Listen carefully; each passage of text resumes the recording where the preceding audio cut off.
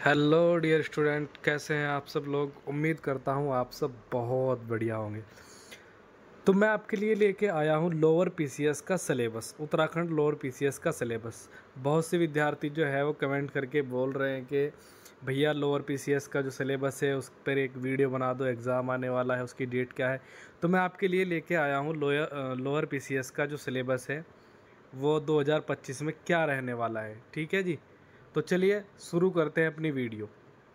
तो देखते हैं इसमें उत्तराखंड सम्मिलित राज्य और अधीनस्थ सेवा परीक्षा हेतु परीक्षा आयोजन पाठ्यक्रम प्रारंभिक परीक्षा। तो सबसे पहले जो इसमें है परीक्षा योजना में सबसे पहले होती है आपकी इसमें प्रारंभिक परीक्षा, उसके बाद होती है आपकी मुख्य परीक्षा, यानी कि एग्ज़ाम लेवल 3 स्टेज पे एग्ज़ाम लेवल होगा, फिर होगा आपका इंटरव्यू। पहले आपको प्री क्लियर करना होगा, फिर मेंस क्लियर करना होगा, फिर आपको इंटरव्यू देना होगा, तब जाके आप इसके लिए पोस्ट के लिए योग्य होते हैं। ठीक है जी, तो हम देखते हैं जो हमारी पहली प्रारंभिक परीक्षा है ये क्या है। तो केवल एक प्रश्न पत्र, सामान्य अध्ययन, सामान्य बुद्धि परीक्षण, वस्तुनिष्ठ प्रकार का, यानी कि ऑब्जेक्टिव टाइप प्रश्न होंगे। जो 4 ऑप्शन होंगे जिनमें से आपको केवल एक उत्तर देना है, चारों में से छांट कर। ठीक है जी, तो देखते हैं हम प्रारंभिक परीक्षा का। प्रारंभिक परीक्षा वस्तुनिष्ठ प्रकार की, विषय यानी कि इसके अंदर क्या क्या सब्जेक्ट है, सामान्य अध्ययन एवं सामान्य बुद्धि परीक्षण, यानी कि आपको जीएस पूछेगा इसमें और आपसे इसमें सी सेट, रीजनिंग, मैथ वगैरह पूछेगा। टोटल जो प्रश्न होंगे इसमें अधिकतम अंक जो होंगे वो अधिकतम अंक 150 होंगे और प्रश्नों की जो संख्या रखी गई है वो 150 ही रखी गई है, यानी कि एक प्रश्न के बराबर आपको एक अंक दिया जाएगा। और इसमें जो समय अवधि रखी है आपकी, वो समय अवधि रखी है 2 घंटे की। ठीक है जी, यानी कि आपसे 150 प्रश्न पूछेगा और 150 नंबर के ही उसके उत्तर होगा, यानी कि एक प्रश्न का एक उत्तर होगा। और इसमें आपको जो समय अवधि मिलेगी वो 2 घंटे मिलेगी, एक ही प्रश्न पत्र होगा। ऐसा नहीं जैसे यूपीएससी करती है ना आपके कि प्रारंभिक परीक्षा में 2 पेपर होते हैं, पहला जीएस का होता है, फिर सेकंड पेपर जो होता है वो सी सेट का होता है। ये इसमें ऐसा नहीं है, इसमें जो है केवल आपका एक ही पेपर होगा जिसमें 100 प्रश्न आपके जीएस के होंगे और 50 प्रश्न आपके मैथ, रीजनिंग इसके होंगे। ठीक है जी, फिर आपकी इसमें देख लेते हैं हम प्रारंभिक परीक्षा प्रतांक मुख्य परीक्षा के अंकों के साथ मेरिट निर्धारण हेतु नहीं जोड़े जाएंगे। यानी कि ये कहना चाह रहा है कि जो आपके प्रारंभिक परीक्षा के जो प्रीलिम्स के जो नंबर होंगे आपके जितने भी होंगे वो आपके मेरिट पर नहीं जोड़े जाएंगे, ये आपको क्वालिफाई करनी है। ठीक है जी, अगर आप क्वालिफाई कर लेते हैं प्री, तो फिर आती है आपकी मुख्य परीक्षा मेंस। इसमें देखते हैं पहला प्रश्न पत्र। तो जो पहला पेपर होगा आपका वो होगा आपका सामान्य हिंदी का, भाषा का, 100 अंक का होगा। 2 घंटे आपको समय अवधि दी जाएगी और इसमें केवल आपसे 6 प्रश्न पूछेगा, यानी कि आपको 6 प्रश्नों का उत्तर 2 घंटे में देना है और ये 100 नंबर का होगा आपका। ठीक है जी, फिर आता है आपका दूसरा प्रश्न पत्र, वो होगा आपका निबंध का, ये भी आपका 100 अंक का है। समय अवधि इसमें 2 घंटे दी गई है आपको और प्रश्नों की संख्या भी आपको 2 दी गई है, यानी कि 50 नंबर का एक निबंध होगा और आपके पास 2 निबंध लिखने को आएंगे इसमें। ठीक है जी, तीसरा प्रश्न पत्र आपका सामान्य अध्ययन प्रश्न, यानी कि जीएस फर्स्ट पेपर होगा आपका।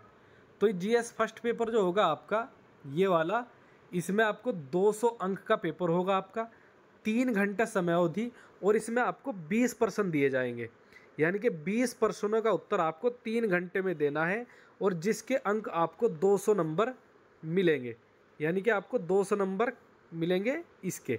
ठीक है जी, फिर आपका प्रश्न पत्र 4, यानी कि जीएस पेपर 2, इसका 200 अंक का ये पेपर होगा आपका, 3 घंटे की समय अवधि दी जाएगी आपको और इसमें भी आपके 20 प्रश्न होंगे, 20 प्रश्न पूछे जाएंगे आपसे, 3 घंटे आपको टाइम दिया जाएगा और 200 अंक का ये टोटल आपका पेपर होगा जीएस सेकंड, यानी कि चतुर्थ पेपर।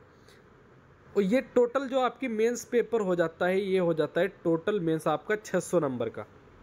ठीक है जी, 600 नंबर कैसे, 200 का ये और 200 400 और 400 और 100 500, 500 और 100 600, तो ये हो जाती है आपकी टोटल मुख्य परीक्षा 600 नंबर की।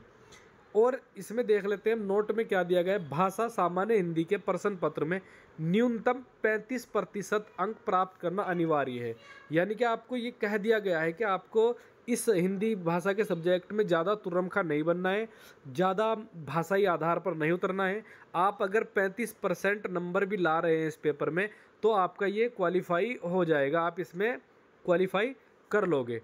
ठीक है जी, यानी कि 35% नंबर लाने आपके इसमें लाजमी है, अनिवार्य है। फिर आती है आपकी लास्ट स्टेज जो है आपका इंटरव्यू, व्यक्तित्व परीक्षा। ये आपका 75 नंबर का। तो जो मेरिट बनेगी आपकी वो 600 नंबर के आपका मेंस हो गया और 75 आपके इंटरव्यू के हो गए। तो टोटल जो आपके नंबर हो जाएंगे आपके वो हो जाते हैं आपके 675। तो इन 675 पे आपकी मेरिट निर्धारित होगी। ठीक है जी। अब तक हमने देख लिया कि प्रारंभिक परीक्षा और मुख्य परीक्षा में पेपर कैसे रखे गए हैं, कितना पेपर कौन कौन से होंगे। अब हम बात करते हैं आपकी प्रारंभिक परीक्षा है जो आपकी प्रारंभिक परीक्षा जो है आपकी, इसमें जो है वो क्या सिलेबस रखा गया है, यानी कि सिलेबस की एनालिसिस करते हैं, पूरा डिटेल में जानने की कोशिश करते हैं। ठीक है जी। तो सामान्य अध्ययन प्रश्न पत्र 1, जिसमें कुल प्रश्न जो होंगे 100 होंगे। यानी कि मैंने आपको बताया था कि जीएस के प्रश्न आपसे 100 प्रश्न होंगे आपके 100 जीएस के, और 50 प्रश्न आपके जो होंगे वो होंगे आपके मैथ रीजनिंग वगैरह इसके। ठीक है जी। तो देखिए 2 घंटे की समय अवधि होगी, 100 प्रश्न आपको दिए जाएंगे, अधिकतम 100 अंक का यह होगा। तो इसमें पहला पॉइंट दिया है आपका सामान्य विज्ञान, कंप्यूटर से संबंधित आधारभूत जानकारी। ठीक है जी। यानी कि इसमें आपको सामान्य विज्ञान और कंप्यूटर से संबंधित जानकारी होना लाजमी है। इसमें देख लेते हैं क्या, सामान्य विज्ञान एवं कंप्यूटर संचालन की आधारभूत जानकारी, प्रश्न विज्ञान एवं कंप्यूटर का सामान्य समझ एवं दैनिक जीवन में अनुप्रयोग आधारित होंगे, जो कि ऐसे व्यक्ति से अपेक्षित है जिसका विज्ञान या कंप्यूटर की किसी भी शाखा में विशेष अध्ययन न हो। यानी कि ये कहने की बात है कि आपसे ऐसे प्रश्न पूछे जाएंगे जिसमें आप विशेषज्ञ ना हो, एक्सपर्ट ना हो, लेकिन प्रश्न आपसे ऐसे पूछे जाएंगे कि आप छत की देखेंगे, पंखा हिलता हुआ देखेंगे अगर आप नहीं पढ़ के जाओगे तो। फिर आपका सेकंड, भारत का इतिहास, भारतीय राष्ट्रीय आंदोलन। ठीक है जी। इसमें देखते हैं भारत का इतिहास तथा भारतीय राष्ट्रीय आंदोलन के अंतर्गत प्रश्न, प्राचीन इतिहास, मध्यकालीन इतिहास, आधुनिक भारतीय इतिहास के राजनीतिक, सामाजिक, आर्थिक, सांस्कृतिक पहलुओं की व्यापक जानकारी तथा भारत के स्वतंत्रता संग्राम आंदोलन, राष्ट्रवाद के विकास एवं स्वतंत्रता प्राप्ति पर आधारित होंगे। ठीक है जी। फिर आपका नेक्स्ट है आपका भारतीय राज्य व्यवस्था एवं अर्थव्यवस्था। इसमें आपसे पूछा जाएगा भारतीय राज्य व्यवस्था, अर्थव्यवस्था के अंतर्गत प्रश्न। भारतीय राज्य व्यवस्था ये आप एम लक्ष्मीकांत से यहाँ से इसके कर सकते हैं, आप कवर अप कर लेंगे यहाँ से। ठीक है जी। संविधान, पंचायती राज, सामुदायिक विकास तथा भारतीय अर्थव्यवस्था नियोजन व्यापक विशेषताओं की समझ पर आधारित होंगे। फिर आपका 4th नंबर पर भारत का भूगोल एवं जनांकीकी। इसके अंतर्गत प्रश्न भारत के भौगोलिक, पारिस्थितिकीय और सामाजिक, आर्थिक, जनांकीय प्रश्नों की व्यापक समझ पर आधारित होंगे। फिर आ जाता है आपके करंट अफेयर के बारे में जो प्रश्न है, घटनाएं। इसके अंतर्गत प्रश्न समसामयिक, उत्तराखंड राज्य तथा राष्ट्रीय अंतर्राष्ट्रीय महत्व की घटनाएं, खेलकूद सहित समझ पर आधारित होंगे। ठीक है जी। फिर इसी में आपसे उत्तराखंड का भी एक पार्ट दे दिया गया है आपको, उत्तराखंड का इतिहास। उत्तराखंड का इतिहास मैंने अभी फ्री क्लासेस चला रखी है, जिसमें अभी तक बहुत ज़्यादा क्लासेस नहीं हुई है, केवल 3 क्लासेस मैंने अभी तक हुई है, और जिसमें हम केवल कहाँ तक पहुँचे हैं, अभी आज ही की क्लास में हम केवल कुनिंद वंश पर हम पहुँचे हैं। आज ये मैंने कंप्लीट करा दिया है।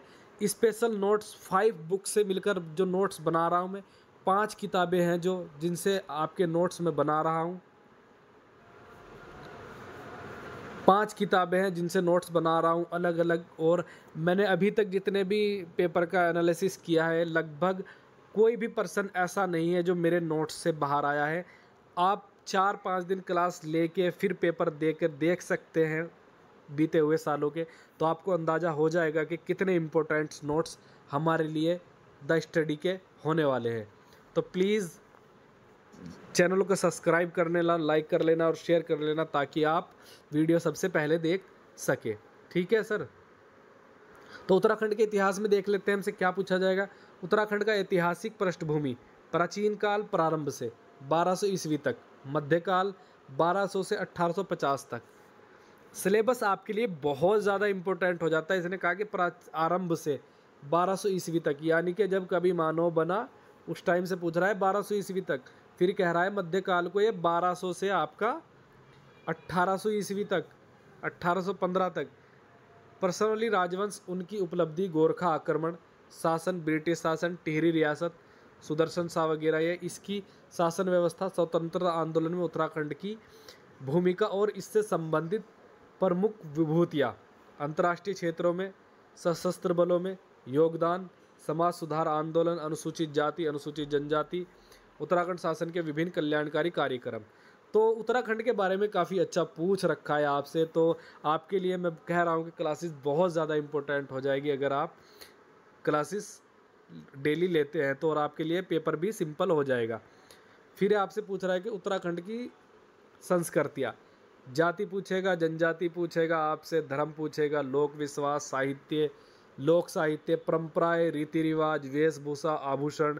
मैंने इनके भी बहुत स्पेशल नोट्स बना रखे हैं सर, बेहतरीन करके, आपको जरा सी भी तकलीफ नहीं होगी। एक बार वीडियो ज़रूर देखें।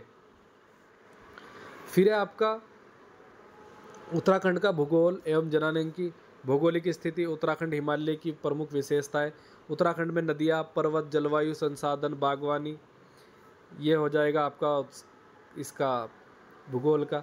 फिर आपका उत्तराखंड का आर्थिक, राजनीतिक व प्रशासनिक परिवेश, राजनीतिक एवं प्रशासनिक परिवेश, उत्तराखंड में गठित सरकारें एवं उनकी नीतियाँ, राज्य के विभिन्न प्रकार की सेवाएं, प्रदेश की राजनीतिक प्रशासनिक व्यवस्था, पंचायती राज, सामुदायिक विकास तथा सहकारिता। ये आपका पूरा प्रारंभिक वो हो जाएगा आपका गोरखा शासन, ब्रिटिश शासन, वेशभूषा, प्रशासनिक व्यवस्था इत्यादि पृष्ठभूमि। तो आप ये अच्छे से अध्ययन कर लेना इसका। उत्तराखंड में गरीबी, बेरोजगारी, आर्थिक विकास की दशा चलाई जा रही है, इनकी राज्य डीपीटी में योगदान, उत्तराखंड में प्राथमिक नियोजन रणनीतियाँ, समस्याएं, उत्तराखंड में विपणन सुविधाएं, बजट, प्रमुख विशेषताएं। बजट तैयार कर लेना क्योंकि अभी बजट पेश किया गया है भारत का 2025 का, वो भी देख लेना। फिर आपका जो 50 नंबर का आपका मैथ रीजनिंग पूछेगा, सामान्य बुद्धि परीक्षण, वो है आपका खंड 2। कुल 50 प्रश्न आपसे पूछे जाएंगे, 50 ही अंक के होंगे, यानी कि 100 आपके जीएस के हैं और 50 आपके मैथ रीजनिंग के हैं। तो ये हो जाता है आपका 150, और आपको 150 ही अंक का ये पेपर है आपका। तो देख लेते हैं सामान्य बुद्धिमत्ता।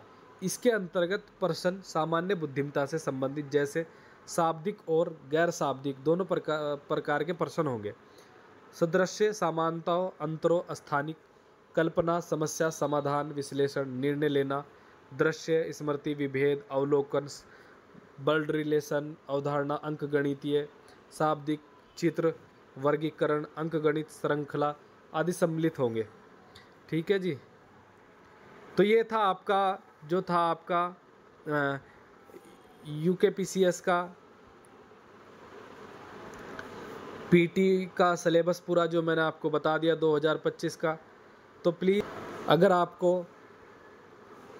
यूकेपीसीएस की बुक्स के बारे में जानना है तो आप मुझे बता दीजिए। मैं एक वीडियो आपके लिए इसकी टोटल बुक्स के बारे में भी बना दूंगा। मेरे पास जो है वो आपकी दृष्टि पब्लिकेशन की बुक्स है, अलग अलग सब्जेक्ट की, वो बता दूंगा। और आपके मेरे पास अजय रावत वगैरह ये सभी बुक्स है। अगर आप इनकी जानकारी लेना चाहते हैं कि कौन सी बुक ज़्यादा अच्छी रहेगी तो आप मुझे कमेंट करें, मैं आपके लिए एक नई वीडियो बनाऊंगा। Thank you for watching again. Please like, share and subscribe this YouTube channel.